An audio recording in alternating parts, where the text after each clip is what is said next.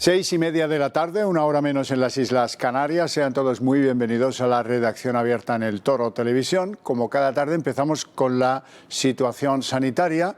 Madrid sigue siendo el eje de todas las miradas porque sigue siendo la comunidad donde afloran más contagios, fruto de que se hacen más test o de lo que sea. Vamos a ver la situación, la última situación que les contábamos ayer.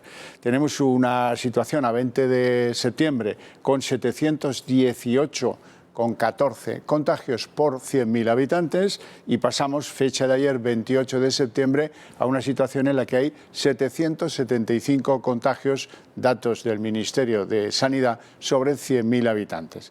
Ya saben que la gran cuestión es si los medimos por 1.000 contagios por cada 100.000 habitantes o si los medimos por 500 contagios cada 100.000 habitantes.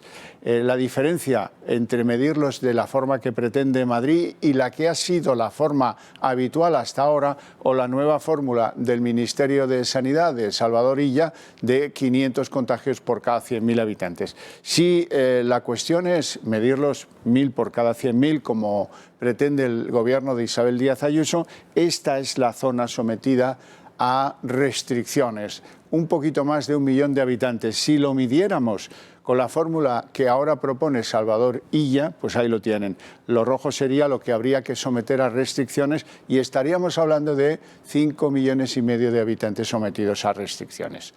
En contra de las tesis de Illa, hoy el Centro de Alarmas de la Unión Europea dice que en Madrid no hay contagio comunitario, contrariamente a lo que dice el ministro. Y también, contrariamente a lo que dice Illa, y preguntas para hacernos todos, y si en lugar de mirarnos los contagios por 100.000, nos miramos los fallecidos por 100.000. El caso madrileño es 7 fallecidos por 100.000. Y resulta que las 8 comunidades autónomas que gobiernan aspirantes y luego gobernantes del Partido Socialista Obrero Español tienen un índice mayor de mortandad por 100.000 habitantes. 8 comunidades autónomas controladas por socialistas. Bueno, nos vamos a Puente de Vallecas, donde hoy empezaban los test de antígenos y donde pues están concentradas buena parte de las miradas porque es uno de los lugares en Madrid con mayor índice de contagios. Allí se encuentra Alberto Soto. Cuando quieras, Alberto.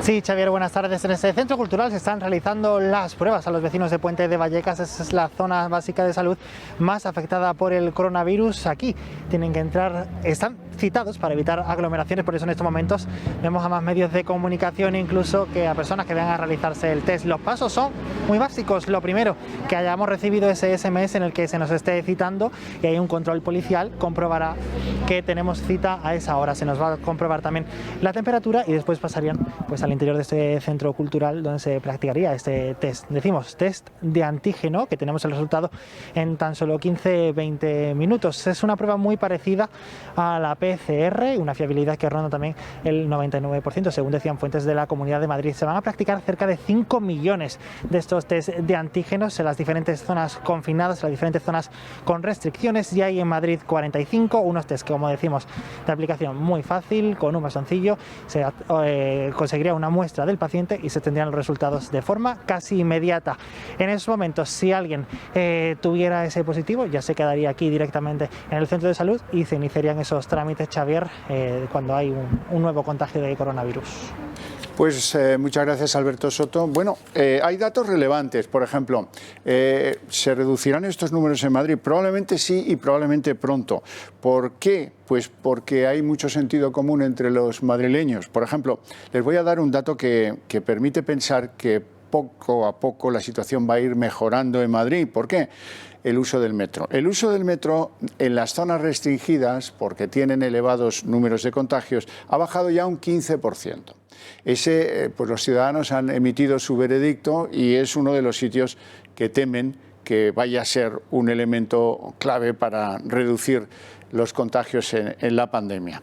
Hoy hay un elemento político-sanitario importante porque juntos, Partido Popular, Ciudadanos y Vox, han evitado, casi in extremis, que Fernando Simón sea considerado hijo predilecto de Zaragoza, de su ciudad natal.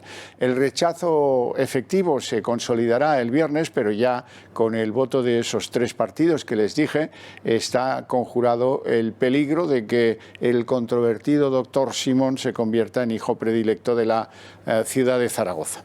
Y luego hablarles de otras restricciones. Madrid es Madrid, pero España es mucho más. Y hay restricciones en importantes lugares de La Rioja, como Calahorra, como Arnedo o como Rincón del Soto. Se han ampliado una semana más las restricciones sobre Egea de los Caballeros, en la provincia de Zaragoza, y hay restricciones en Castilla y León también que afectan a Medina del Campo, Valladolid, a Carpio y a Sotoserrano en Salamanca. Así es que, bueno, esa es la situación, digamos, global. Los motivos son los mismos, elevados números de contagios por lo proporcional a 100.000 habitantes. Bueno, y la verdad es que la situación de la pandemia hoy estaba muy vigilante de la actuación o de las decisiones del Consejo de Ministros. Se temía que, además de los ERTEs, que ya es hora de que, en fin, se defina la situación de tantas y tantos miles de personas que están pendientes de prolongar esos ERTEs, al final ha sido así, luego se lo comentaremos con mayor detalle, pero algunos temían que iba a haber medidas restrictivas impuestas del Gobierno de la Nación al Gobierno de Madrid. No ha sido así, insisto, así es que ese peligro por ahora está conjurado, esa confinación mayor está conjurada. Nos vamos a ver cómo va el coronavirus en el mundo, porque ya hemos superado el 1.000.000 de muertos y los 33, casi medio millones de contagios. El número de personas que han fallecido a causa de la pandemia del nuevo coronavirus ha superado el 1.000.000 en todo el mundo, según ha informado la Universidad Johns Hopkins.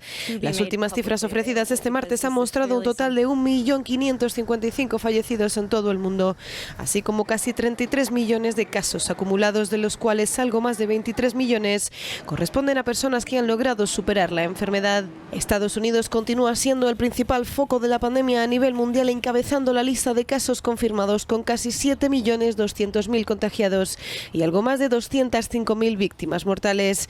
Le sigue India con más de 6 millones de casos acumulados, después de que en el último mes y medio haya contabilizado más de 4 millones de contagios. La cifra de fallecidos es la tercera más alta, con 95.542.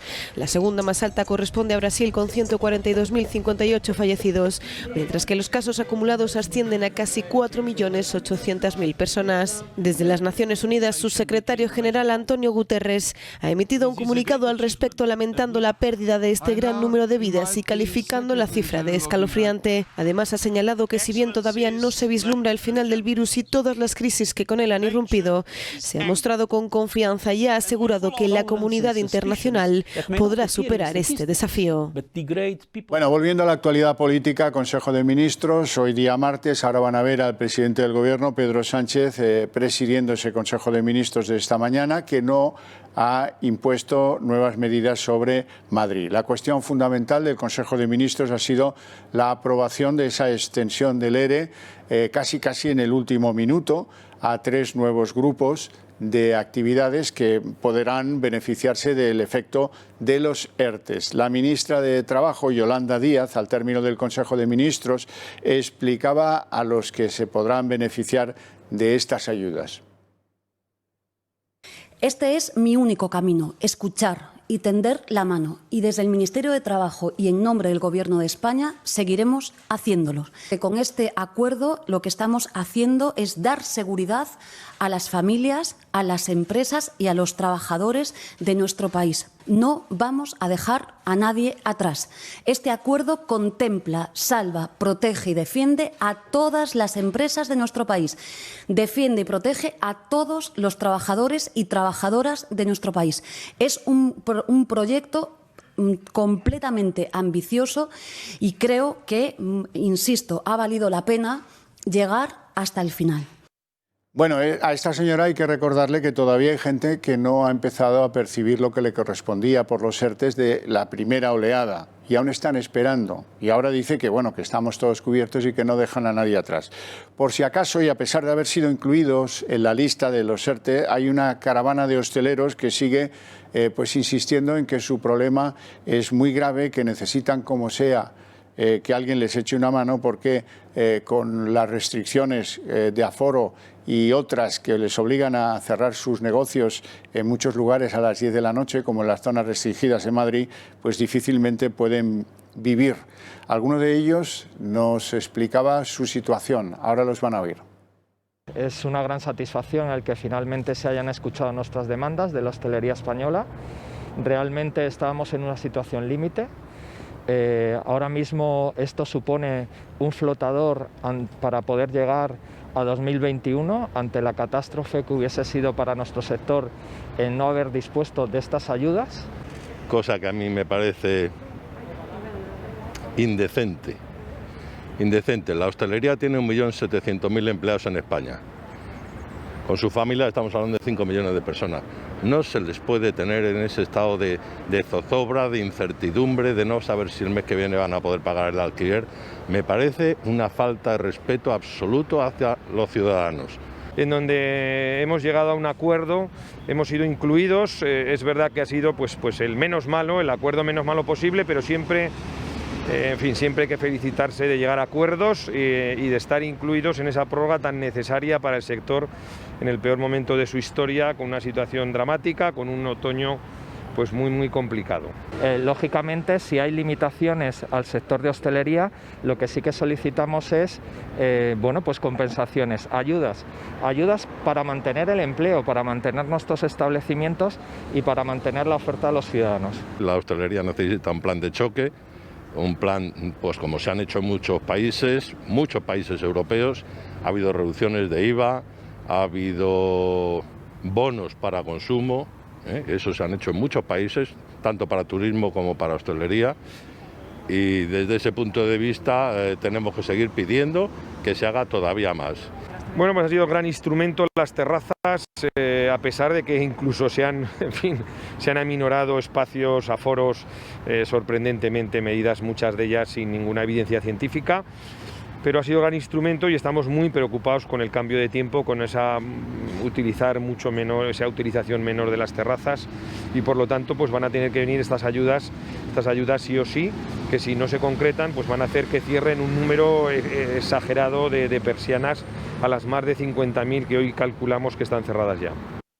Hoy comentamos la situación sanitaria con don Antonio Alarcó, con el doctor Alarcó, ilustre cirujano, ejerciente y senador del Partido Popular, miembro además de la Comisión del Senado que analiza lo sanitario. Muy buenas tardes, don Antonio. ¿Qué tal? Buenas tardes, encantado de saludarlo, Javier. Dígame, desde su punto de vista, ¿qué estamos haciendo mal? Es evidente que el número de contagios en Madrid no tiene parangón en Europa, ya no digo en España, sino en Europa. ¿Qué lo justifica según su modo de ver? Bueno, yo creo, primero no es en Madrid solo, es en varias partes de este país. Y segundo, yo creo que cuando no se aplican las medidas adecuadas que tienen que ver simplemente con la evidencia científica, se ocurre este tipo de cosas, lo digo de verdad. Y después una grandísima descoordinación y una ausencia de responsabilidad del ministro Illa y el Ministerio de Sanidad, que una cosa es que esté transferida la gestión de la sanidad a las comunidades autónomas y otra cosa es que el gobierno central se desinhiba absolutamente de lo que significa la responsabilidad de coordinar de forma homogénea con sistemas que con criterios científicos, por científicos, criterios científicos por científicos, no por otro tipo de cosas, para poder combatirla. No hemos salido de la pandemia, como hemos dicho muchas veces en tu programa, estamos con la pandemia, no es una segunda ola, es la versión de la primera ola mirada desde otro lado y se ha perdido mucho tiempo porque no se ha tomado la medida adecuada. PCR y más PCR. Y eso se está empezando a hacer ahora, pero se ha dejado de hacer en un momento determinado y no ha habido un mapa epidemiológico correcto para poder tomar unas medidas amplias, claras y de una forma homogénea en todo el país, Javier. Y a los resultados me limito, no es una cuestión de criticar por criticar, que no es nuestra misión. Cuanto peor gobierne quien gobierne, pero los resultados están siendo nefastos. Ha venido como ha tenido que venir esa parte de la ola y sigue todavía sin que en los aeropuertos se tomen las medidas adecuadas, en las estaciones de metro, en las estaciones de tren, no se están tomando las medidas adecuadas. Se lo dice alguien que uno viaja mucho por las obligaciones que tiene de hacerlo y no hay ningún tipo de medidas reales importantes con respecto a la lucha con el coronavirus, que va a estar entre nosotros todavía mucho tiempo. Dígame una cosa, doctor Alarcó. Hoy el Centro de Alertas de la Unión Europea le ha llevado la contraria al ministro de Sanidad español. Dice que en Madrid no hay transmisión comunitaria. ¿Qué quiere decir con eso? Bueno, primero quiere decir que el ministro Illa no está de acuerdo ni con él. El ministro Illa tiene una grandísima responsabilidad porque primero no contesta a nadie, segundo no tiene comité científico, no lo tiene reconocido por él, toma medidas cambiantes. Hay un concepto, yo creo que político equivocado de esta pandemia y es el mayor enemigo del ministro Illa son los resultados y él mismo. ¿Qué dice Europa? Que efectivamente no hay transmisión comunitaria. La transmisión comunitaria tiene un número determinado. De repente, Javier, sale el número 500.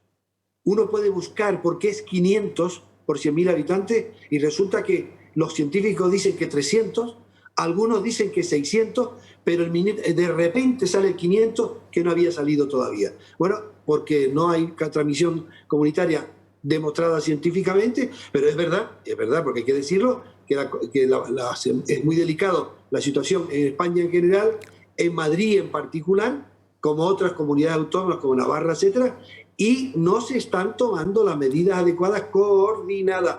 No podemos seguir informando a la ciudadanía con medidas distintas, contraprogramando ruedas de prensa. Eso es abyecto, es impresentable y viene muy mal a lo que significa la credibilidad que hay que tener para poder transmitir lo que está ocurriendo con el coronavirus. Y eso está ocurriendo, y eso no tiene que ver nada con ninguna evidencia científica. Simplemente hay que coger la revista Lancet, que tantas veces la hemos utilizado nosotros en nuestras conversaciones y en nuestras entrevistas, en donde nos recomiendan en la revista Lancet, con un nivel de impacto altísima, que se haga una auditoría externa para ver dónde están los fallos y poner soluciones y tomar conclusiones. Y eso no se ha hecho tampoco. Es verdad, usted lo decía, que Navarra, hablaba de Navarra. Navarra es ahora la comunidad autónoma que presenta un mayor incremento de los contagios. Pero bueno, ¿por qué nos fijamos tanto en el nivel de contagios cuando eso está directa, y eso lo entiende todo el mundo, directamente relacionado con el número de pruebas PCR que se produzcan en un determinado territorio? A lo mejor, si lo mirásemos desde otro punto de vista, fallecidos por 100.000 habitantes, el dato de Madrid son 7 por 100.000 y resulta, mira tú por dónde, que hay 8 comunidades dirigidas por gobiernos socialistas que están por encima de ese dato de Madrid, entre otras Canarias. Claro, vamos a ver. Si esto es la evidencia científica no es cuestión de criterios políticos.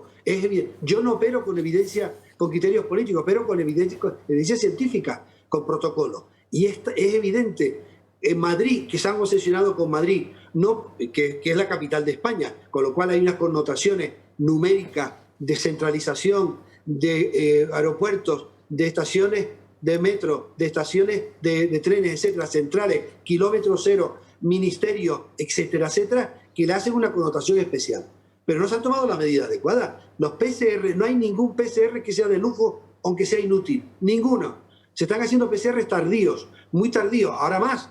Es bueno porque el gran problema es que el coronavirus tiene asintomáticos contaminantes del 80%.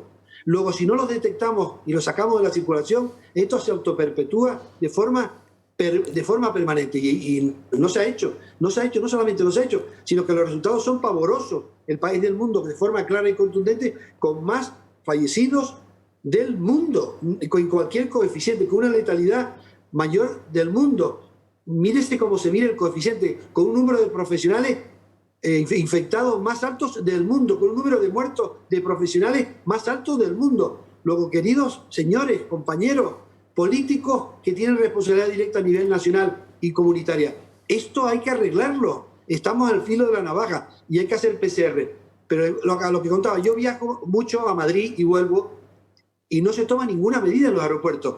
Muy finos para decir, poco a poco hay que entrar en el avión con mascarilla, sin duda, no rozarse entre ninguno, la mascarilla fija. Después, las bandejas donde se ponen las cosas de seguridad no se limpian, no hay finger, nos ponen en una ranchera donde no caben, donde no tenían que haber sino 10 o 12 y nos ponen a 60. Luego esto es un poco contradictorio. Y después dicen, para justificar que los aeropuertos no es una zona contaminante. No son contaminantes porque no las determinan. Y no hay muchos casos de contagio porque no se hacen PCR. Desde que se hagan PCR veremos que sí es también una fuente. Y eso no puede pasar un día más. No depende de ningún criterio político. Depende de un criterio científico y que tiene que ser homogéneo. Y por cierto, todo esto está creando una incertidumbre, un estado de alerta psicológica que va a haber consecuencias psicológicas importantes que habrá que crear de forma clara una estrategia nacional de reparación psicológica. No hay ningún cuerpo, ningún ser humano, ningún individuo que se pueda mantener directamente en estrés mantenido, en alerta mantenida durante mucho tiempo y que no tenga consecuencias. Y esto es lo que está ocurriendo. Y a esto se suma como estrategia la mentira como normalidad, y eso es lo peor que puede ocurrir y está ocurriendo con demasiada frecuencia. No lo llego a entender y esto no puede quedar así. Hoy, doctor Alarcón, han empezado en las zonas restringidas de Madrid los llamados test masivos de antígenos. Quiero conocer su opinión al respecto. Bueno, muy bien. Los test rápidos de antígenos son baratos, son fiables, menos fiables que los PCR, pero como modelo de screening es muy importante. Eso nos va a permitir, si se hace masivamente, y yo rogaría a todos los ciudadanos que nos están escuchando y viendo, que son muchos, que vayan a las citaciones que se le hace, porque es imprescindible detectar los asintomáticos positivos que se convierten en supercontaminantes. Vale para mucho, es barato y en los casos dudosos, PCR. Luego es una muestra, una técnica muy sencilla, muy fácil, media hora, y que hay que hacer cuanto más mejor. Nunca, y vuelvo a repetir, un PCR es un lujo. Nunca es un lujo. Es cuestión de hacerlo, incluido, aunque a veces no sea necesario, para poder determinar y ponerle coto a este coronavirus, que por cierto tiene que ser una política homogénea. Si no es homogénea, no vale. Y o salimos todos juntos o no salimos. O salimos todos juntos o no salimos, porque si no, siempre que existan focos hasta que llegue la vacuna, hay una posibilidad real de contaminación. Y eso es lo que está ocurriendo. Aprovecho, doctor Alarcón, su presencia en el programa para entonar un mea culpa que ojalá lo entonaran muchos de los que se dedican a la comunicación. Hace unos días, y supongo que eso ha causado pues no poco revuelo y no poca preocupación en muchas familias, aquí y en otros muchos lugares se daba la información supuestamente técnica de un hospital vasco, de que un niño de 12 años había fallecido por coronavirus.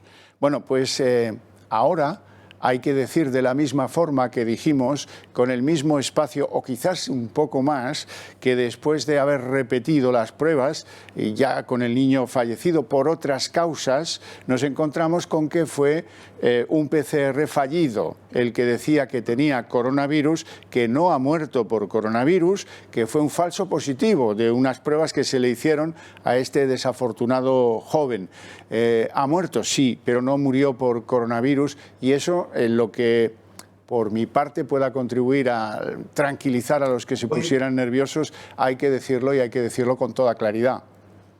Sí, muy importante. Primero, es rarísimo que los niños y gente joven fallezcan por coronavirus y tengan neumonías bilaterales. Rarísimo. Es verdad que ha habido algún caso, y son algunos casos que están contados con los dedos de la mano y sobre algún dedo, y que el problema no está ahí. Lo que pasa es que son contaminadores y transportan también el virus como nosotros, y ellos lo padecen menos. Con lo cual, lo de los niños no es así. Hay que tener tranquilidad absoluta. Te honra decir lo que estás haciendo. Creo que es clave los medios de comunicación para poner la pseudociencia en su sitio y transmitir la parte científica y seria con mucha normalidad, como lo están haciendo ustedes, y efectivamente no es así, es extrañísimo y no ocurre así. Y eso hay que dejarlo muy, muy claro. También es verdad que ha habido muchísima comunicación, lo que llamamos infodemia,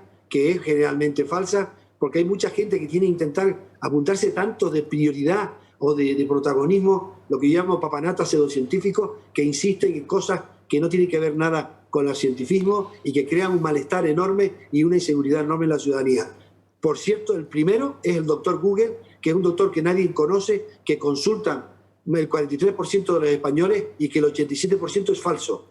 Con lo cual, ojo con el doctor Google, que nadie le ha visto la cara porque no existe y que habla de todo, y cuando uno entra en Google y pregunta este tipo de cosas, se puede llevar con sorpresa. No hacer caso al doctor Google. Doctor Alarco, le quiero preguntar a propósito de la Comisión de Sanidad del Senado e indirectamente también de la del Congreso. ¿Eso está trabajando? ¿Está siendo útil a los españoles? Sí, yo creo que sí. Bueno, el Partido Popular, desde el mes de febrero, principios de marzo, teníamos una comisión especial de seguimiento del coronavirus, formado por gente que sabe. Gente, una parte médica, exministro de Sanidad, médico, catedrático, por otro lado economista y por otro lado también algún exministro, y siguiendo punto a punto todo. Eso ya era muy importante y comentamos PCR en febrero. Comentamos que la bomba biológica del 8M no puede seguir haciéndose así y que eso fue nefasto. Comentamos PCR en los aeropuertos. Comentamos una cosa que nos hagan caso y otra que no. Y ahora además tenemos la Comisión de Sanidad, que siempre lo hemos tenido. Por cierto, que el Partido Socialista, el gobierno, no reunió a la Comisión de Sanidad del Senado, sino que en julio tuvimos que pedir el amparo de la mesa. El Congreso de los Diputados hay una comisión también muy funcionante y ahora tenemos un mando único para ese tema, que es Ana Pastor, nuestra exministra, que coordina la Comisión de Coronavirus conjuntamente con todos los miembros de la Comisión de Sanidad del Congreso y del Senado para analizar semanalmente y a veces varias veces a la semana todos los pormenores e incidencias y propuestas que hemos hecho. Propuestas que hemos hecho en muchos foros, en el Congreso, en el Senado, como digo, tardío porque no nos reunían y siguen sin reunirnos con mucha escasez. Y además propuestas que se puso en la Comisión Nacional de Reconstrucción, que no se aprobó los puntos nuestros, pero que llevamos 100 y pico puntos claros, muy concretos, muy claros, con un decálogo sanitario muy claro y que no se ha cumplido. Alguna cosa parece que se quiere cumplir, pero no se ha cumplido. En definitiva, ¿es efectivo para la ciudadanía? Sí. ¿Podría ser mucho más? Sí, pero no depende de nosotros. Depende de que se haga caso a las sugerencias y a los puntos científicos claros para luchar contra este coronavirus. Es que verá, da la sensación de que las propuestas que allí entran se pierden allí y no son tomadas en consideración. Es verdad, eso es una sensación que da. Y eso no viene porque las cámaras como tal, yo soy senador y convencido senador, instrumento democrático que nos dimos todos los ciudadanos, que cuesta €1,20 al año a cada español y que merece la pena tenerlo. Ahora, si no se le hace caso, es difícil. Y además, como no se le hace caso y no se le reúne, tiene menos repercusiones en la prensa. Menos repercusiones en la prensa y es fundamental la opinión pública que tenga conocimiento de esto. Y esa sensación que dice Javier es verdad.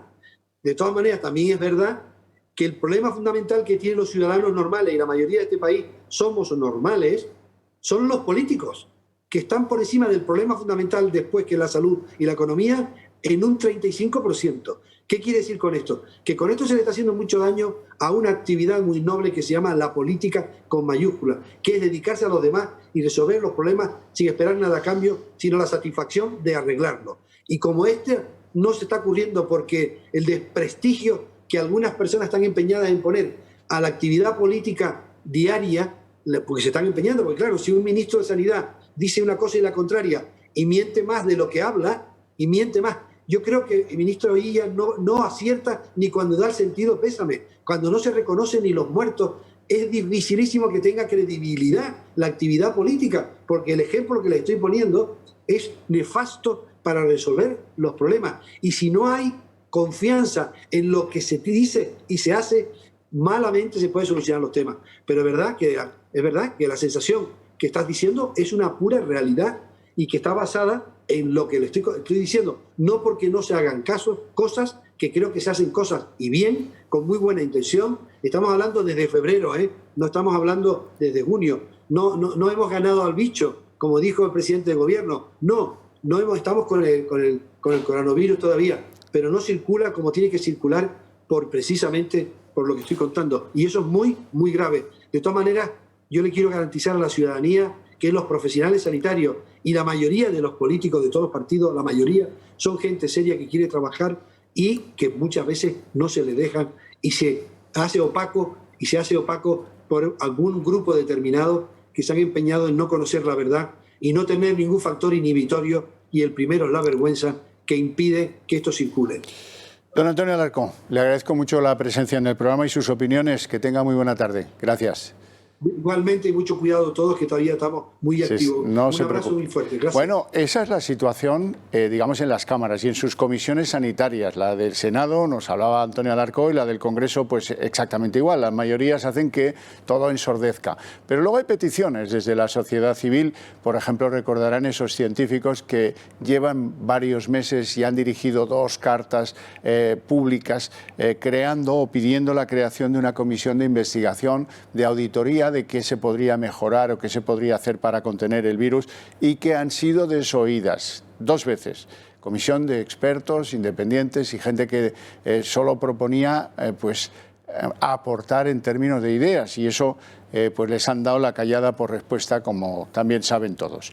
Vamos a hacer una pequeña pausa de publicidad y enseguida continuamos.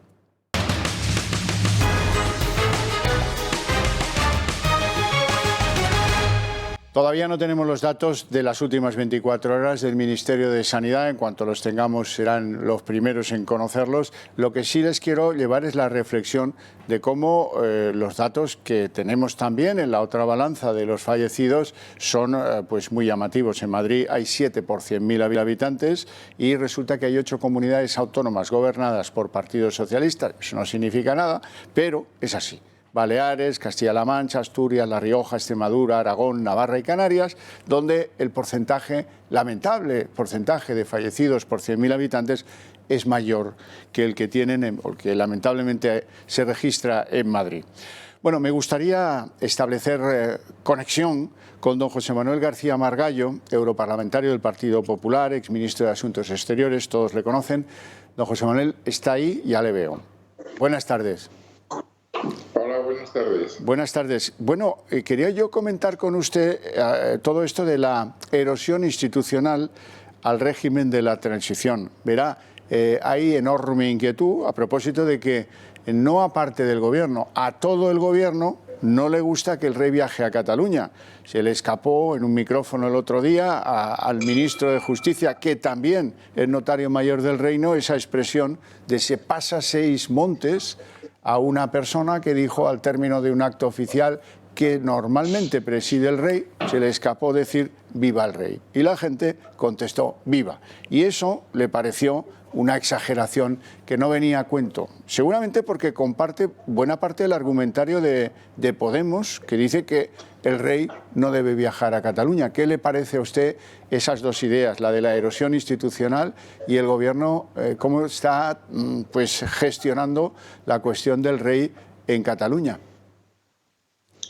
Bueno, Javier, ante todo encantado de verle. Hacía mucho tiempo que no le veía. Igualmente. Yo creo que esto forma parte de una operación de mucho más calado y de un programa más a largo plazo, que es cambiar la idea misma de España. Parte del gobierno, desde luego Unidas Podemos y desde luego todas las fuerzas que apoyaron a Sánchez en la moción de censura, la llamada mayoría de la moción de censura, lo que quiere cambiar es la idea de España que plasma la Constitución, una nación estructurada en forma de autonomías para reconocer la diversidad territorial, pasar de eso, de una España-nación, a una España plurinacional y confederal, cuando no a la pura destrucción de España, que es la bandera de todos los partidos separatistas que apoyaron a Sánchez.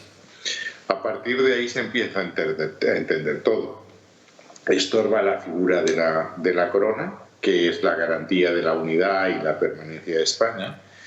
Por eso me lo ha oído usted decir alguna vez que la cacería mediática a la que estuvo sometido don Juan Carlos, con independencia de cuáles sean las consecuencias jurídicas de su conducta, la presa a cazar no era don Juan Carlos, era don Felipe, para acabar con la institución, con la corona, y a partir de ahí tener la vía expedita a ese cambio de régimen. Y a eso obedece casi todo. Y eso se complementa con otra serie de maniobras que estamos viendo, que es el controlar la Fiscalía General del Estado. No es casual que se haya apostado por Dolores Delgado, ministra que fue de Pedro Sánchez y la ministra más reprobada por el Congreso desde que la democracia es democracia, desde 1977. Tampoco el intento de controlar la justicia, de resucitar la llamada memoria democrática, es decir, para establecer una vinculación entre el nuevo régimen y la Segunda República, saltándose todo lo que fue la transición y la España de la concordia que hemos vivido estos 40 años. Y por eso el tema es muy grave, es decir, es muy grave que el gobierno ningunee al rey, pero es mucho más grave porque cargarse la monarquía parlamentaria, que forma parte del pacto constitucional, es cargarse el pacto en su totalidad. Y la excusa todavía es más torpe, es decir, si un gobierno no es capaz de garantizar que el rey de España esté en cualquier parte del territorio nacional, pues ni es gobierno ni es nada. Hablando del gobierno, un ministro puede seguir siéndolo, estoy pensando en el de Comercio, Alberto Garzón, después de exigirle neutralidad al rey, ¿puede seguir siendo ministro ese hombre? Bueno, a mí me parece un disparate, es decir, cuando hemos tomado posesión de un cargo ministerial, hemos jurado ejercer nuestro cargo con lealtad al rey y guardar y hacer guardar la Constitución. Insisto, en el pacto constitucional está la corona. Es decir, creo que ha faltado gravemente a dos deberes: su deber de lealtad al rey y su deber de guardar y hacer guardar la Constitución, de respetar las leyes. Por eso todo se entiende mal, ¿no? Claro. Todavía se entiende peor si el notario mayor del reino considera que decir viva el rey o pedir a los asistentes que colaboren con él en el viva el rey con un viva, eso pues es el gobierno entero el que está en este intento de erosionar la figura de la corona. Bueno, aquí el problema, mire, me parece que era Roosevelt el que decía que el problema no es que los malos actúen, sino que los buenos no actúen. Y a mí lo que me preocupa es que estas cosas no llaman la atención, que la opinión pública no se escandaliza ante sucesos como estos, que un ministro diga que la institución monárquica no puede compararse con su posición porque la corona es hereditaria, no es elegida democráticamente. Un ministro de Justicia considere que decir viva el rey es pasarse tres pueblos. Claro que hace muy poco hemos visto el juicio de un señor que apuñaló a otro exclusivamente porque llevaba los colores nacionales en los tirantes, ¿no? Y tampoco parece haber causado una excesiva sorpresa. No, es verdad. Apelo a su condición de exministro de Asuntos Exteriores para que me valore algo que ha pasado muy desapercibido, es el cambio de embajador español en Caracas y la sustitución del embajador en Caracas por el embajador en La Habana. ¿Qué sentido tiene todo eso? Mire, es muy raro, porque al embajador Silva, al que yo conozco muy bien, fue embajador en Panamá y fue un magnífico embajador. Le faltaba todavía tiempo, no había cumplido el plazo para ser sustituido. Pero es que además una sustitución no se aborda cuando estamos en vísperas de una operación electoral tan dudosa como la que quiere hacer Maduro. Es decir, mientras el embajador nuevo se entera de lo que está pasando, y créanme que lo de Venezuela es bastante complejo, pues las elecciones ya han pasado. Prescindir de un señor como Silva, que conocía muy bien la situación venezolana en vísperas de un acontecimiento de tanta importancia como las elecciones en Venezuela, me parece un auténtico disparate.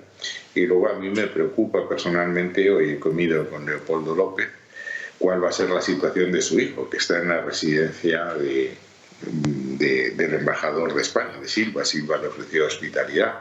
Es decir, si le entregasen sería un auténtico escándalo internacional. Y ya puestos a paradojas, puesto que usted me alude a mi condición de exministro de Asuntos Exteriores, ¿ante quién va a presentar credenciales el nuevo embajador? Porque el gobierno de España reconoce a Guaidó como presidente legítimo.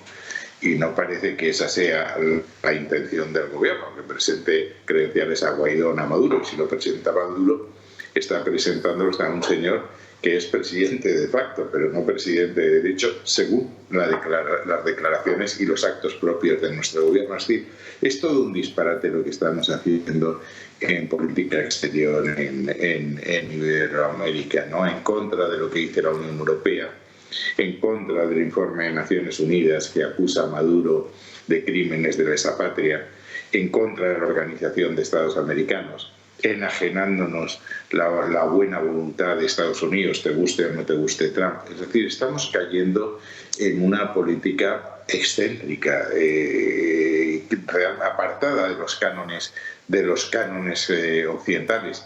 Y eso forma parte también de esta operación de sustitución del régimen del 78. El régimen del 78, entre otras cosas, nos abrió la puerta a situarnos en el mundo occidental, en la Unión Europea, en la Alianza Atlántica, establecer relaciones estrechas con los países democráticos del mundo, y ahora parece que nos estamos inclinando por lo que se llaman las democracias iliberales, es decir, las que se basan en los principios contrarios al mundo occidental, derechos y libertades, separación de poderes, multilateralismo, etc. Es todo bastante difícil de entender, y créanme que el aislacionismo, el ir por el mundo en el que estamos por libre, tiene un coste tremendo, ¿no? El Spain is different que puso de moda Franco pudo tener sentido entonces, pero desde luego ahora no tiene ninguno. ¿Qué se dice en Bruselas del papel de Josep Borrell al frente de la diplomacia europea respecto de Venezuela concretamente? Bueno, aquí esto ha causado una gran perplejidad, porque la gran mayoría de los países de la Unión Europea reconocen a Juan Guaidó. Y no se ha entendido demasiado bien esta maniobra. Espero que comparezca pronto el alto comisionado para política exterior y nos explique qué sentido tiene esta maniobra. Pero eso suele conducir a tropiezos importantes. Ya Zapatero tropezó siendo representante de Mogherini, de la responsable de política exterior, cuando decidió seguir un rumbo que no tenía nada que ver con las directrices marcadas de la Unión Europea. Y aquí Borrell puede tropezar con dificultades muy serias con los países que, insisto, reconocen a Guaidó, no reconocen a Maduro, sobre todo después de ese informe de Naciones Unidas que le acusa de crímenes de lesa humanidad. Don José Manuel García Margallo, un placer enorme tenerle en el programa. Muchas gracias. Pues Javier, encantado. Ya no me queréis, no me llamas nunca. ¿Cómo? Siempre estamos dispuestos a oírle en esta casa. Siempre encantados. Muchísimas gracias. Que tenga buena tarde.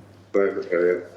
Bueno, pues yo tengo que contarles quizás la gran noticia política del día, que es la presentación en el registro de la famosa moción de censura de Vox al gobierno de Pedro Sánchez. Ahí ven el momento en el que esta mañana, a eso de las 10:30 de la mañana, se presentaba el documento. Ahora es la presidenta de la Cámara, Meritxell Batet, la que tiene 5 días de plazo para establecer el día y la hora en el que se inicie ese debate de la moción de censura.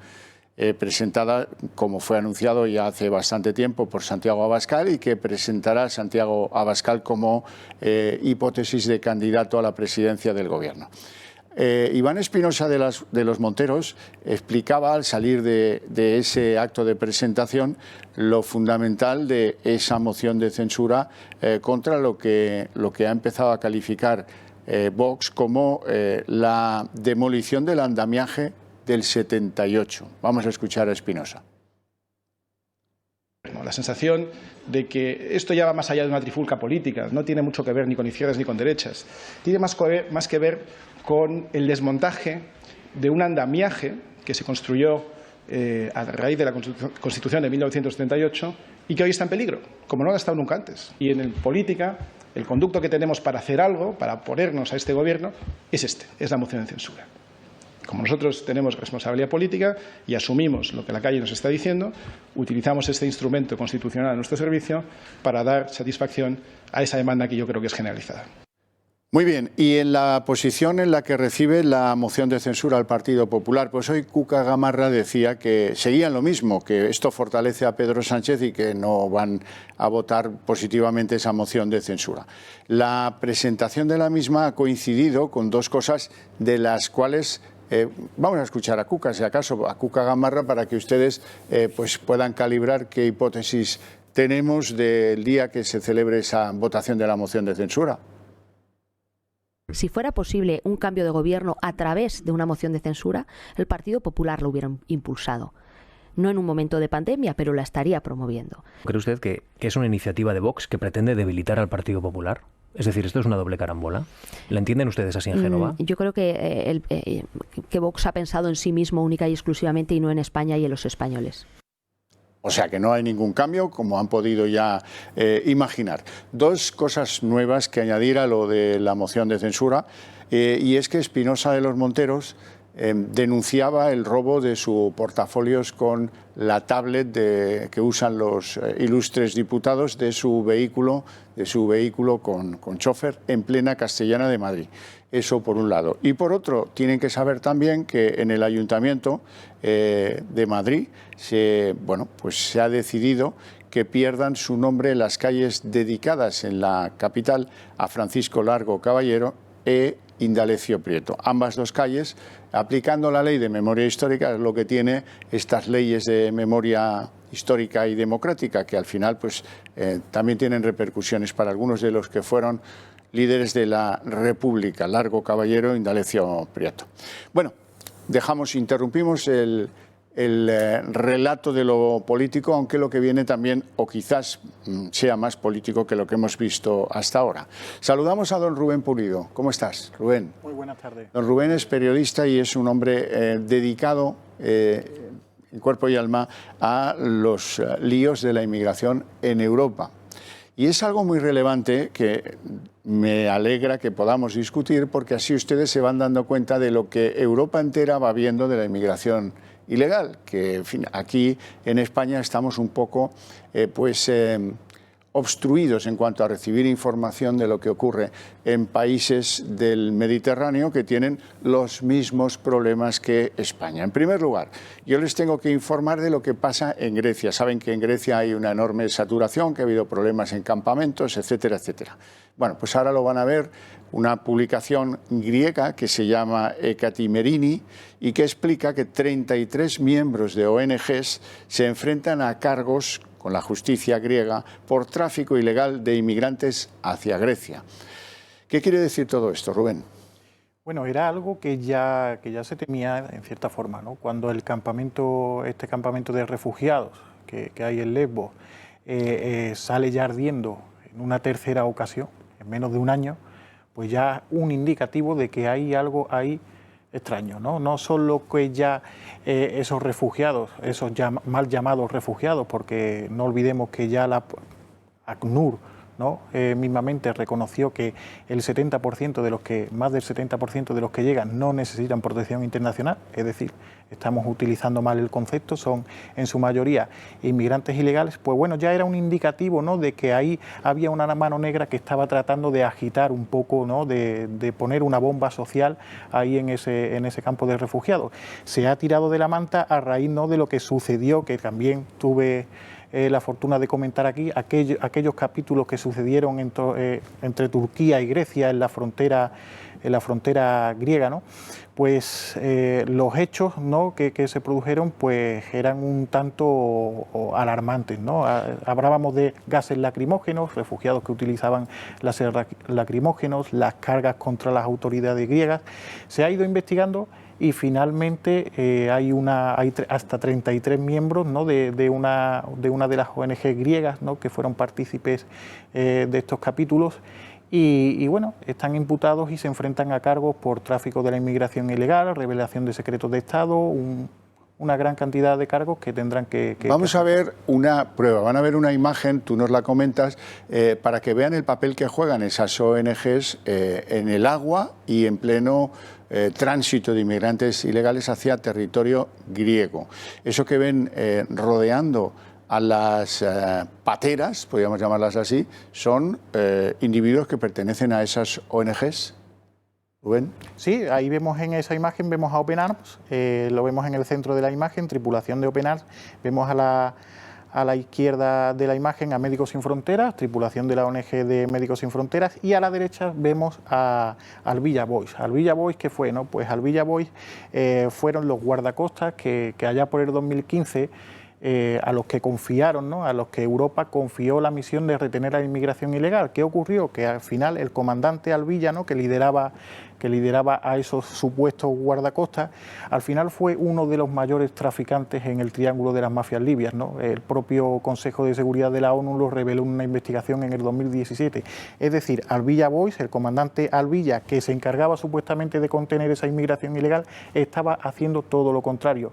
Comenzó a jugar a dos bandas entre 2015 y 2016, pero en el 2017 ya se dedicaba única y exclusivamente a facilitar esa inmigración ilegal a las ONG. Es decir, estas ONGs eran la correa de transmisión entre las mafias y los propios. Pero ahora están sentados, imputados en un juzgado griego, esos 33 miembros de ONGs. Esto arranca en el 2017, ya empezamos a ver denuncias preocupantes, por ejemplo la del Daily Mail que van a ver a continuación, que titulaba, naturalmente en inglés, titulaba "Las organizaciones benéficas pagan a traficantes de personas el asombroso reclamo de los guardacostas libios. Dinero en efectivo entregado a bandas criminales para que entreguen refugiados".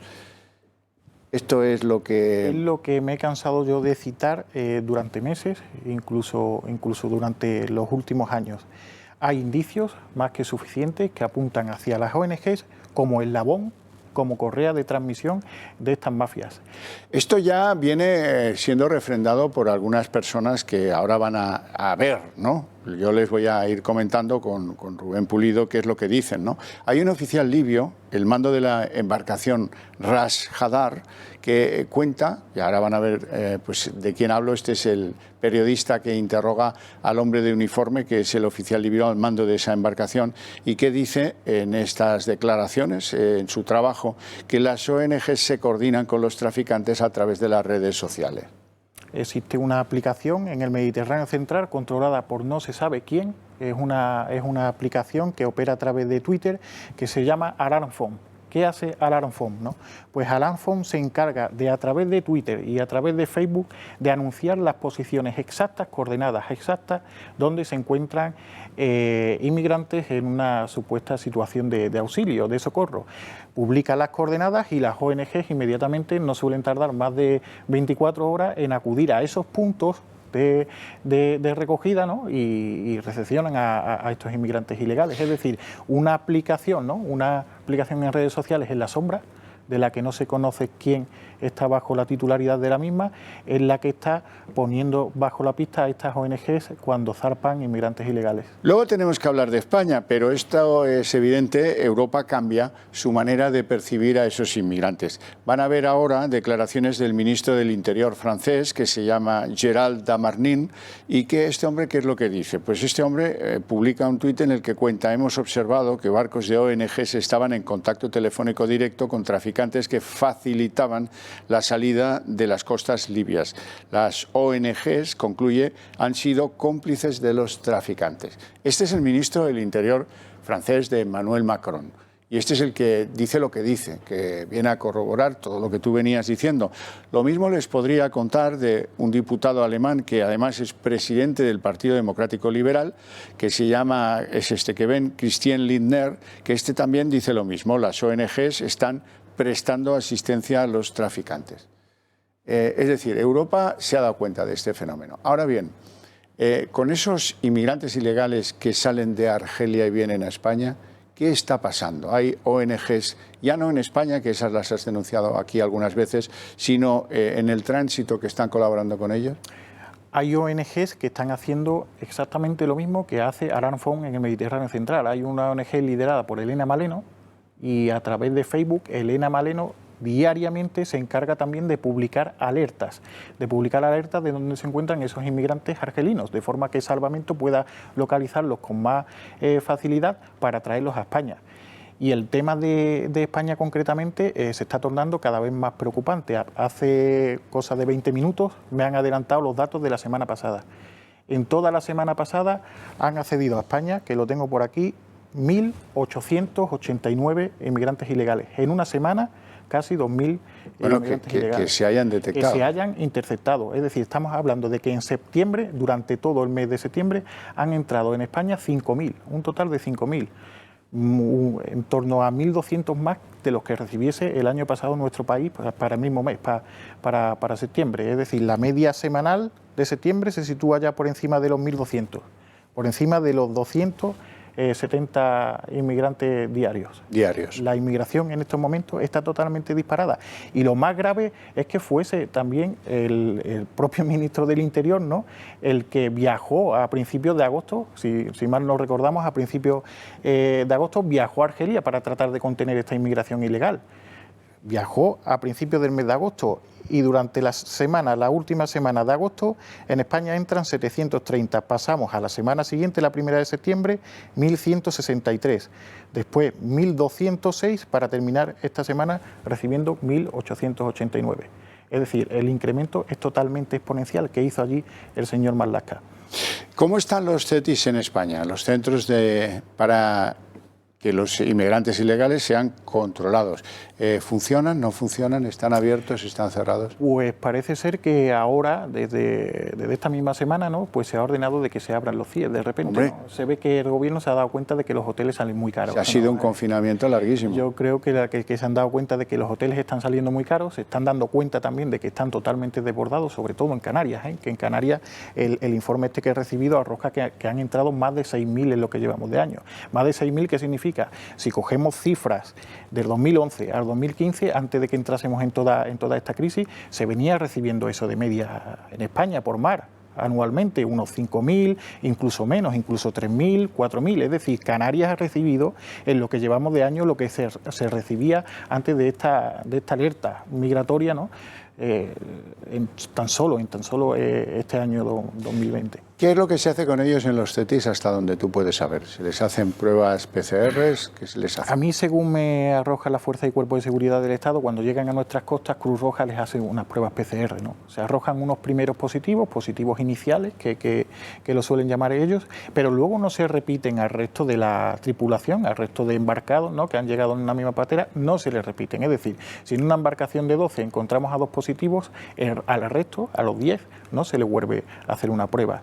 Bueno, y entonces el procedimiento en España es que una vez detectados, porque insisto, esos son los datos de los detectados, los que no se entran y ya está, y se pierden por ahí, pero estos siguen, entran en algún puerto, son más o menos analizados sanitariamente y después son entregados a una ONG. Hemos visto imágenes que los recogen en autobuses, que los recogen en microbuses y se los van llevando, nadie sabe dónde, pero esa es la puerta B de los CETIs. Sí, claro, luego no se hace una trazabilidad, como bien dices, en la puerta B, porque cuando han estado cerrados los CIES, los que se han encargado de esa tutela, entre comillas, han sido las ONGs, y hemos visto los capítulos que hemos visto.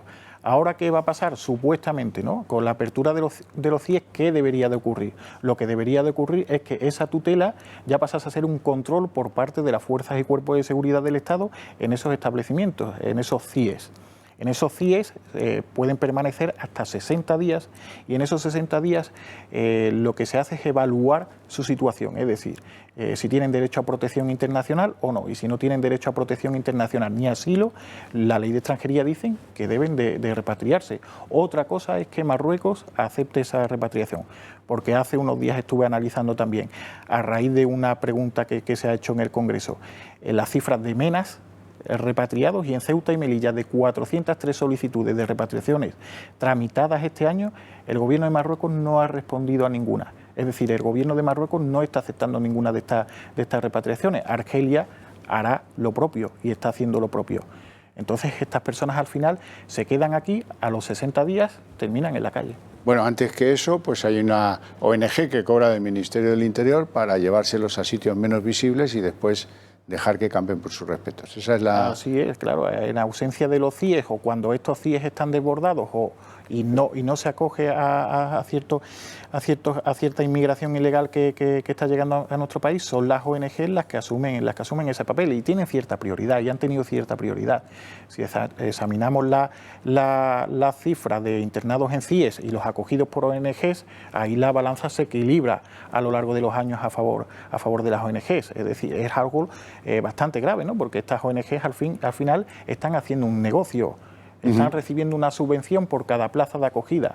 A ellos les interesa tener cuanto más acogida mejor. Y el gobierno está colaborando en que sea así. El gobierno se lava las manos y tiene un elemento ahí para que no tenga problemas pues el Ministerio del Interior con esa acumulación y con esos CETIs repletos que hemos visto tantas y tantas veces. Ahora, pues abiertos ya, administrar el tinglado de las ONGs. Esperamos que se descongestione un poco la situación. No tengo yo mucha esperanza. Mucha esperanza, porque viendo las cifras que estamos viendo cada semana, llega un momento en el que España es España, ¿no? Y no cabe más. Y tenemos unos recursos limitados, no lo olvidemos también. No podemos atender a todo el que llega aquí. Y este gobierno está haciéndonos creer que la forma natural de entrar a un país es la inmigración ilegal. No podemos normalizar la inmigración ilegal.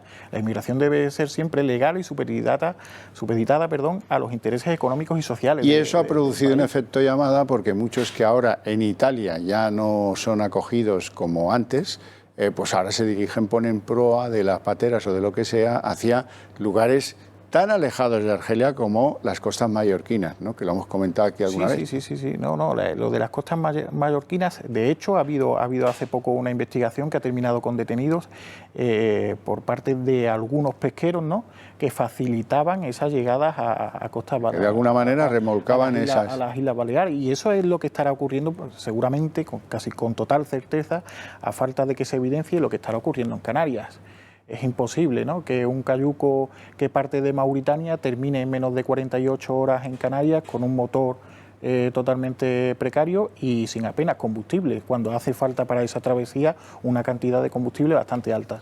Bueno, resumiendo, que no podemos hablar de inmigración ilegal sin hablar de mafias y sin hablar de las implicaciones con esas mafias de las ONGs. Ese es el resumen, ¿no? Así es, así, totalmente. Don Rubén Pulido, un placer enorme tenerte aquí y poder hablar contigo de estas cosas que no encontrarán en otras cadenas de televisión. Muchísimas gracias. Nos vamos a hacer una pausita de publicidad, enseguida estamos de vuelta.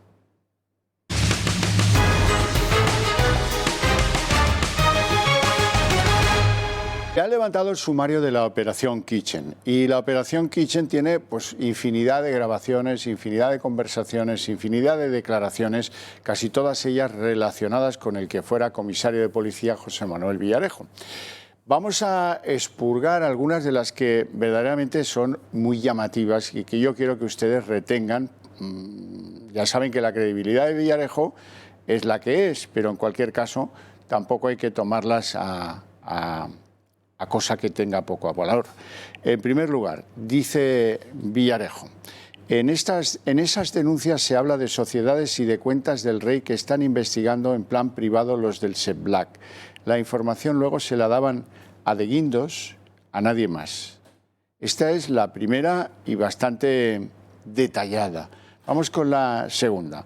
Villarejo dice, las maldades que me han encargado a mí para salvarle el culo al Barbas, el Barbas ya se imaginan que es Mariano Rajoy, no te puedes ni imaginar que podía estar preso y se han perdido papeles, y se han perdido cajas y se han perdido muchas cosas. Esa también es bastante relevante. Uno de los comisarios, colaboradores en ocasiones de Villarejo, José Luis Olivera, dice, los aparatos los metió dentro del Congreso, luego les explico, una señora que ahora es vicepresidenta del Gobierno. Eso se lo dice Villarejo a José Luis Olivera. Bueno, se refiere a unos aparatos supuestamente para detectar grabaciones. Se da por hecho que Mariano Rajoy tenía cierta idea de que podía estar siendo grabado en su despacho en el Congreso de los Diputados y alguien arbitró una serie de aparatos para localizar esas posibles grabaciones o espionaje de las conversaciones que Rajoy mantenía en su despacho. La acusación de Villarejo es que la persona que le ayudó a meter todos esos aparatos y a que hicieran su función fue Soraya Sáenz de Santamaría.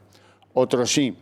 En estas innumerables declaraciones que ahora se conocen por el levantamiento del secreto de sumario del caso Kitchen, aparece otra en la que Villarejo dice de Cospedal que aún le debe 100.000 euros de trabajos que él realizó para el Partido Popular. Y la última porque a mí me ha llamado mucho la atención. Yo tuve que montar, dice Villarejo, un tinglado contra Esperanza Aguirre en 2014 para, comillas, cortarle la cabeza. Está sugiriendo Villarejo, que recibió la orden del Partido Popular y de Mariano Rajoy en su cúspide, para montar un tinglado contra Esperanza Aguirre. La conclusión es que lo que pretendían era segarle la hierba o cortarle la cabeza, como él dice, en ese hablar suyo tan policial o tan de novela negra, como ustedes prefieran, o tan lamentable, como quieran todos. Pero, bueno, son pistas relevantes que nos van a llevar a todos a un cierto conocimiento de lo que, según Villarejo, pretendía el Partido Popular en algunas ocasiones. Ya veremos en qué termina todo, porque, insisto, la credibilidad de Villarejo es la que es, más bien escasa. Pero estas son grabaciones que se hicieron, pues algunas con conocimiento de Villarejo y otras no. Por lo tanto, veremos qué credibilidad les va concediendo el instructor de la causa. Y ahora vamos a hablar de Cataluña. ¿Por qué? Bueno, porque ayer vimos aquí casi en directo, vimos cómo dimitía o se marchaba de una manera extrañísima Quim Torra, el presidente de la Generalitat. Y hoy hemos sabido que ha presentado recurso a su inhabilitación. Ya está incluso fijada la fecha en la que el Pleno del Tribunal Supremo va a analizar el recurso de amparo que presenta el hasta ayer presidente de la Generalitat de Cataluña. Lo que sabemos hoy es cuál es el futuro de Quim Torra. Ya no tiene que preocuparse de gran cosa, porque le queda un sueldo de 92.000 euros por su condición de haber sido presidente de la Generalitat. Los emolumentos que se establecieron en la Generalitat los estableció Pujol y de los cuales se van beneficiando unos y otros, en este caso Torra. Vamos a ver lo que ha presentado Torra. El ya expresidente de la Generalitat, Quim Torra, ha presentado un recurso de amparo ante el Tribunal Constitucional contra la sentencia del Tribunal Supremo, que le condena a 1 año y medio de inhabilitación por un delito de desobediencia.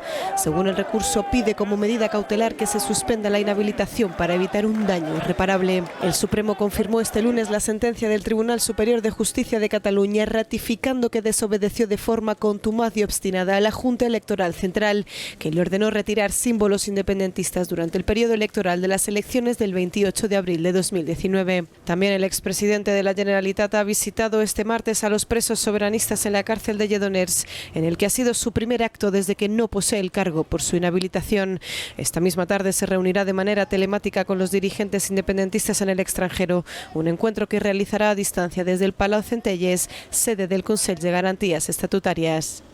Bueno, o sea, esto es un cachondeo. Él sigue actuando tal si fuera presidente de la Generalitat. Se ha ido a ver a los presos y han preparado, la que llevan entre manos es un pleno del Parlamento de Cataluña que sirva de soflama y tal vez de tratar de concitar, porque va a estar allí Torra. Algunos, como los socialistas catalanes, ya han dicho que no van a asistir, pero él, como invitado de la Cámara, va a asistir, y ayer amenazaba con una especie de soflama, según la cual lo importante sería ahora pues un compromiso de las fuerzas políticas catalanas rechazando la sentencia inhabilitadora del Tribunal Supremo. Eso en primer lugar. En segundo lugar, exigiendo la amnistía para los presos políticos catalanes. Y en tercer lugar, porque esto va siempre, en la banda del empastre nunca falta, pidiendo la autodeterminación para Cataluña. Eso se está fraguando, eso va a llegar. Estamos a vísperas del 1 de octubre, que también va a concitar no pocas tensiones en Cataluña, y algunos quieren elecciones. Pocos pocos. Piden elecciones, pocos. Estamos esperando saber si hay una posición conjunta del constitucionalismo en Cataluña que presenta al menos un candidato, a unas sabiendas de que es difícil que prospere esa iniciativa. Lo que sí activaría esa iniciativa es el reloj de las elecciones pautado en el gobierno catalán. Hoy Gabriel Rufián, el portavoz de Esquerra Republicana, ha desvelado buena parte de la estrategia de los indepes, conseguir una posición común. Vamos a escucharle. Conviene recordar también una vez más que la mesa de diálogo y de negociación es un compromiso electoral de Esquerra Republicana cumplido al servicio de la resolución del conflicto político. Hay una parte del Estado que le ha declarado la guerra a según qué ideas, a según qué formaciones políticas, no solamente al independentismo, también a una parte del gobierno.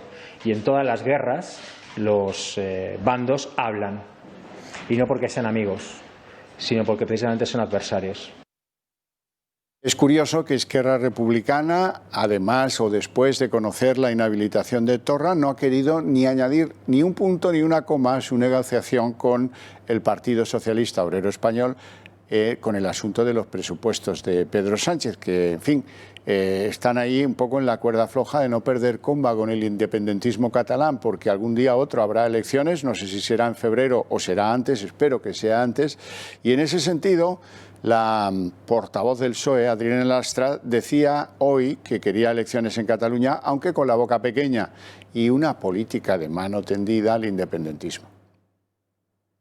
Nosotros seguimos con la mano tendida, es nuestro compromiso, estamos comprometidos con el diálogo, con el entendimiento y con el reencuentro, y por lo tanto seguimos con esa mano tendida, más allá de que estemos reclamando elecciones, porque quiero recordarles también que fue el propio señor Torra el que el mes de enero anunció que la legislatura estaba agotada.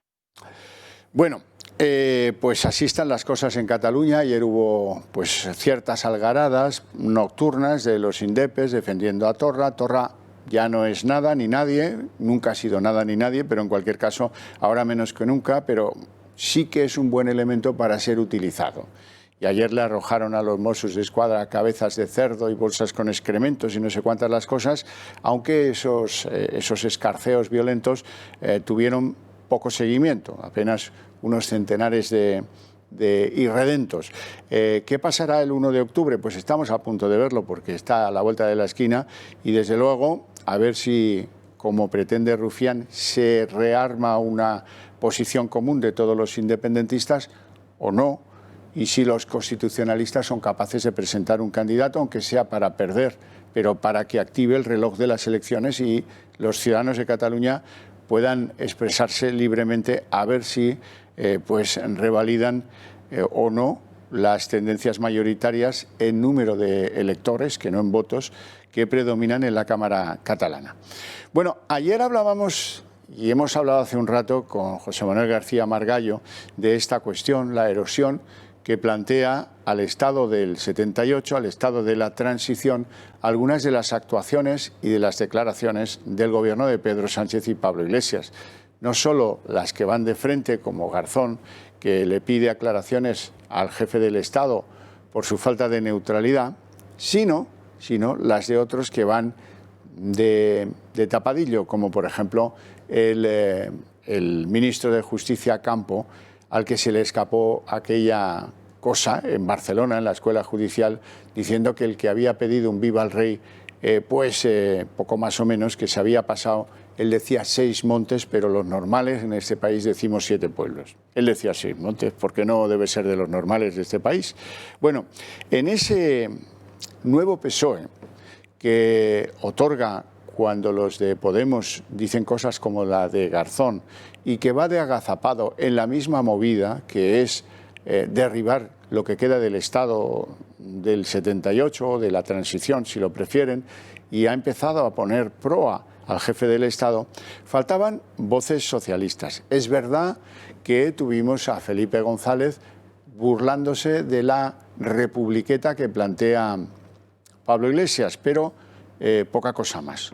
Hubo un tuit, eso sí, del presidente de Aragón, Lambán, y poco más. Y en las últimas horas, tarde, casi a regañadientes, pues hemos conocido el valor de el varón manchego del PSOE, de don Emiliano, que no tiene el valor del otro Emiliano, de Emiliano Zapata. Pero Paje llega escaso y tarde al asunto, da señal de vida por lo menos, y ha criticado a Garzón por esa reclamación de neutralidad al jefe del Estado y ha considerado lamentable su actuación. Más que eso, oigan, nada, no hay nada más. Aquí no hay más varones que den un paso al frente y el que lo da muy tarde y muchos días después de que hablara de ello el gran pater del socialismo español, Felipe González. Es muy llamativo porque demuestra que algunos pretenden, en debates lo oirán muchas veces, que el PSOE tiene dos almas, pero bueno, el PSOE lo que tiene es muchas ganas de permanecer en el poder, sea en su vertiente autonómica o sea en su vertiente nacional. Y nadie cuestiona las actuaciones del gobierno de Pedro Sánchez. ¿En serio? Nadie. Nadie. Ni el varón extremeño, ni el varón manchego, ni ninguno de los varones conocidos. Los varones están calladitos y en posición de firmes. Lo que quiera Pedro Sánchez harán ellos. Les gustará más o menos, pero es que eso se lo guardan para la intimidad. Para una intimidad que a veces pues es muy llamativa y que algunos, dentro del Partido Socialista debe haber, pues supongo que una buena parte de la militancia que no está de acuerdo con esto y que le gustaría ver un poquito más de energía en lo que es la defensa de los valores constitucionales del 78 y de la figura del jefe del Estado, al que este gobierno le prohibió. Aunque no lo reconozcan abiertamente, es evidente que le prohibió asistir a ese acto con los jueces de la entrega de los despachos a los jueces en la Escuela Judicial de Barcelona. Esos son hechos y lo demás posiciones. Y el hecho se tiene que demostrar andando, porque si no, no vale absolutamente para nada. Bueno, tenemos todavía pendiente que resolver el COVID, algo del COVID. Tienen que saber que buena parte del engranaje del gobierno, Podemos, opina cosas de las víctimas del COVID, por las cuales yo tengo el mayor de mis respetos, y aquí hemos visto, pues, y ayer ensalzamos a esos españoles que pusieron 53.000 banderitas una mañana de domingo en un lugar de Madrid por recuerdo, por respeto a las víctimas que este país ha tenido con el COVID. Pero es que en este gobierno los hay, como por ejemplo Echenique, que insultan a las víctimas del COVID y dicen que esas 21 querellas que el fiscal Luis Navajas quiere echar de la mesa sin analizar en el Tribunal Supremo, dicen que es que lo que están haciendo es hacer perder el tiempo a los jueces de este país. Esa es la opinión de Echenique. Bueno, pues Echenique pensará lo que quiera. Esto lo digo por si conocen ustedes a alguien que vota a Podemos, pues ya tienen ahí otro argumento para reprocharles su actuación respecto del COVID, el poco respeto que manifiestan por los que han fallecido por COVID. Y digo yo que algunos serían votantes de Podemos, pero bueno, eso es una consideración que escapa de lo que podíamos llamar el radio mental del tal Echenique. Para él se trata de que algunos quieren hacer perder el tiempo a los jueces. Mire usted, señor Echenique, Europa entera está repleta de comisiones de auditoría, de comisiones de expertos independientes que analizan la gestión de gobiernos. El de Macron, el de Italia, el de Alemania. Nosotros eso no lo tenemos porque este gobierno lo cercena, porque este gobierno no quiere que exista una comisión de científicos independiente, como no quieren que prosperen las alternativas que algunos grupos políticos llevan a las comisiones de sanidad del Congreso o del Senado.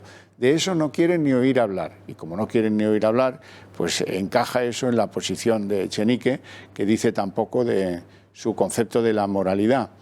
Dice que las víctimas que quieren que se analice la gestión que este gobierno hizo de la pandemia, lo que hacen es hacer perder el tiempo a los jueces. Bueno, pues nada, en la república que propugna Podemos ya se imaginarán cómo irían, si nos dejamos, cómo irían las cosas.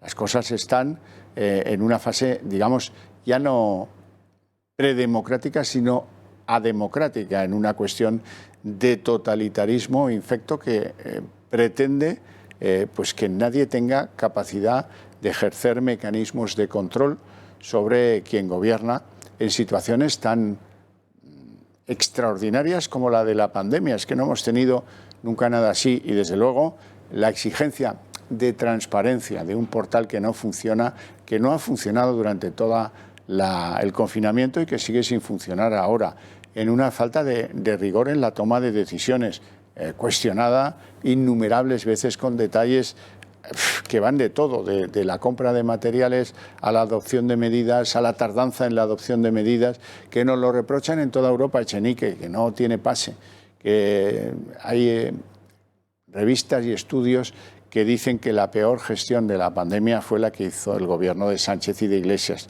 Y eso pues va a quedar ahí porque no lo controla este gobierno, pero de lo que pase en España, pues sí que controla el gobierno y sí que estamos faltos de esa exigencia moral, de ese respeto por las víctimas. De ahí que yo siempre les diga, y esto también somos los únicos que lo defendemos, yo siempre les digo que no podemos pasar página de esos 55.000, 53.000 o 50.000. Ya lo veremos, ya veremos en qué termina todo esto, porque los muertos se van sumando, ¿eh? Yo siempre les digo que aquí no estamos por ese pasar página, por ese no querer aceptar lo que pasó.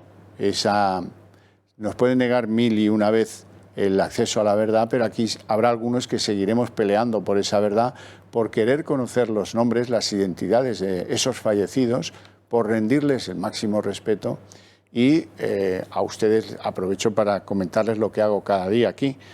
Si ustedes están con un servidor en esa idea de lo que debe ser España y el respeto que debe mostrar para personas que han fallecido o que han enfermado en esta pandemia, que lo han pasado mal, familias de cientos de miles de españoles que esperan que les digan, oiga, si lo que me hicieron con nuestro fallecido fue correcto o no, si ese mando único perpetrado por este gobierno era un coladero ideológico para que no se arbitrasen las medidas adecuadas y oportunas y se podían haber ahorrado muertes.